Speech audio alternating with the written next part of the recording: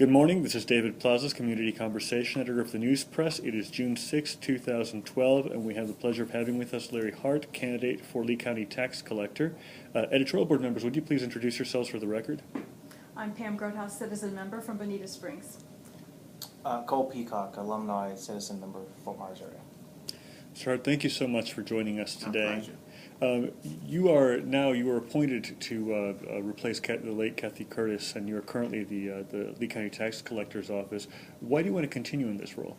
Well, let me correct one thing. I have not been appointed. The governor has allowed me to continue the process because I am the number 2 person there, and we are awaiting that appointment. Why do I want to be there? You know, when I retired from law enforcement, I retired at the height of my career, and I was wondering, well, what do you do next? Kathy Curtis brought me an opportunity to work with her at the Lee County Tax Collector's Office, and at first I was a little bit reluctant because of the nature of being a tax collector office. But once I came on board and I saw the opportunities for improvement, and that's why she called me in to look at opportunities for improvement to better serve the citizens of Lee County. I've started that process with her, and we've accomplished a lot over the years.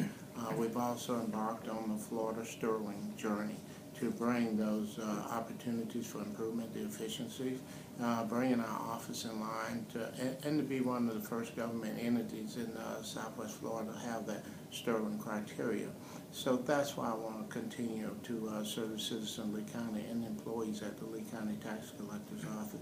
We started what I call a journey, and we want to finish this journey.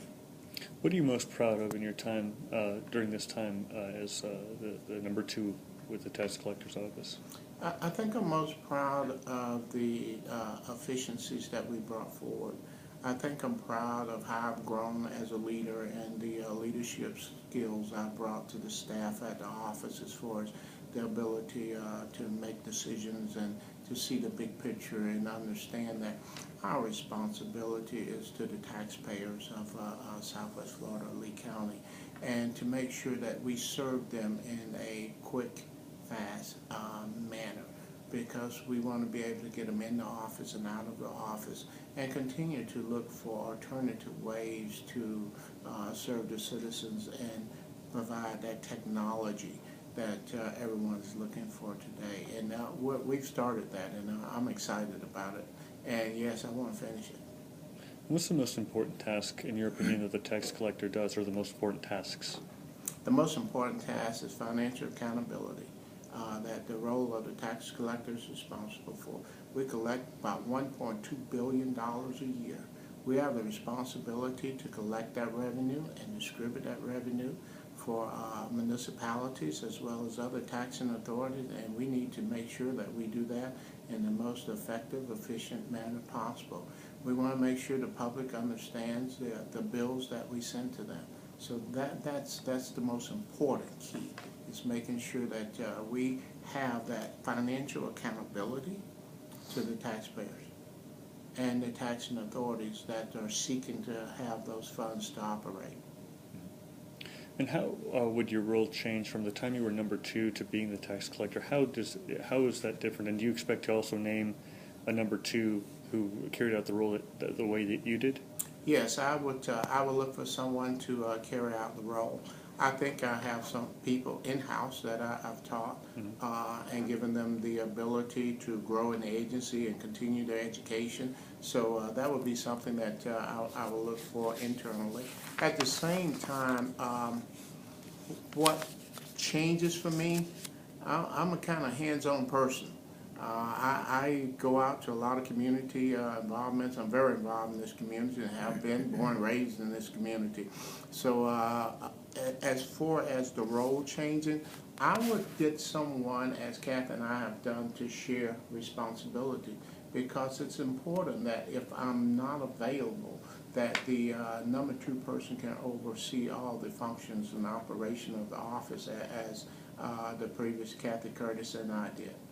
So it's important that you have that shared responsibility and have someone that you have confidence in to carry out the mission of the agency. But most importantly, I plan to be out in the community talking to people and spending more time in the community so they get a better understanding of what we do. Mm-hmm. This would be your first elected office, but obviously not your first public trust office, as you were chief of police in Fort Myers. What lessons did you learn from being chief of police that you can apply to your role as a leader today? You know, as a young police chief, I think I was about 40 years old when I became police chief. What I learned at an early venture into this is that you can't overreact and make decisions too quick.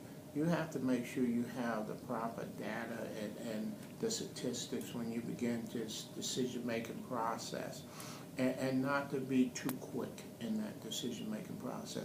I think I did a great job as police chief. I enhanced the community and energized the community. I received community policing awards for the initiative that we've taken. I received federal grant dollars for all the programs that we initiated under my leadership, and I spent some time meeting with elected officials in Tallahassee as well as Washington, D.C. We was one of the first recipients of the Community Policing and Outreach mobile unit, and there was only, I believe, 6 of them in the country, and little old Fort Myers was number 2.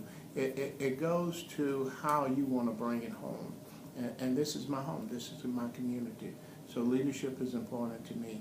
I would carry the knowledge that I gained as a police chief, the ethics that I gained as a police chief into this office, and make sure that we develop policies and procedures that's going to be at the forefront.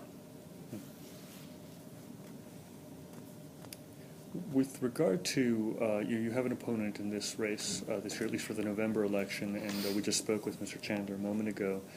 He had brought up the issue of just transparency when it came to Ms. Curtis's health situation. I know it's a very sensitive issue, but from your vantage point, was she able to carry out those duties? And absolutely, she whether it was that's somewhat of a low blow, because she was able to come into work every day. Her husband brought her into the office. I met with her. We carried out a decision-making process in the entire agency. That's not fair. I don't see that as fair. But I met with Kathy Curtis and communicated with her each and every day. So that part wasn't fair. I don't think that's fair for someone to use that. And when we talk about transparency, you know, Florida Statute 119 is very clear on transparency. We didn't hide no one. Kathy Curtis came through the front door of the office every day. I mean, there was no back doors. She was in her office. So I don't look at that as being totally fair. But I'm happy to answer it. Transparency in this office will always be there. Transparency to the public. It's on our website.